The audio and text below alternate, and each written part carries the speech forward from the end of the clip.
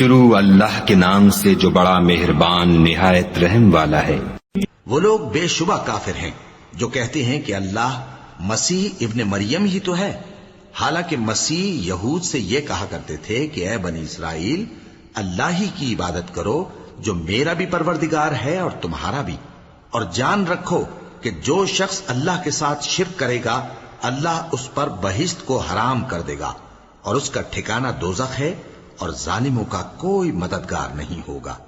وہ لوگ بھی کافر ہیں جو اس بات کے قائل ہیں کہ اللہ تین میں کا تیسرا ہے، حالانکہ اس معبود یکتا کے سوا کوئی عبادت کے لائق نہیں۔ اگر یہ لوگ ایسے اقوال و عقائد سے باز نہیں آئیں گے تو ان میں جو کافر ہوئے ہیں وہ تکلیف دینے والا عذاب پائیں گے۔ تو یہ کیوں اللہ کے آگے توبہ نہیں کرتے اور اس سے گناہوں کی معافی نہیں مانگتے؟ اور اللہ تو بخشنے والا ہے، مہربان ہے۔ مسیح ابن مریم تو ایک پیغمبر ہی تھے، ان سے پہلے بھی بہت سے رسول گزر چکے تھے، اور ان کی والدہ مریم اللہ کی ولی اور سچی فرما بردار تھیں۔ دونوں انسان تھے اور کھانا بھی کھاتے تھے۔ دیکھو ہم ان لوگوں کے لیے اپنی آیتیں کس طرح کھول کھول کر بیان کرتے ہیں، پھر یہ دیکھو کہ یہ کدھر الٹے جا رہے ہیں۔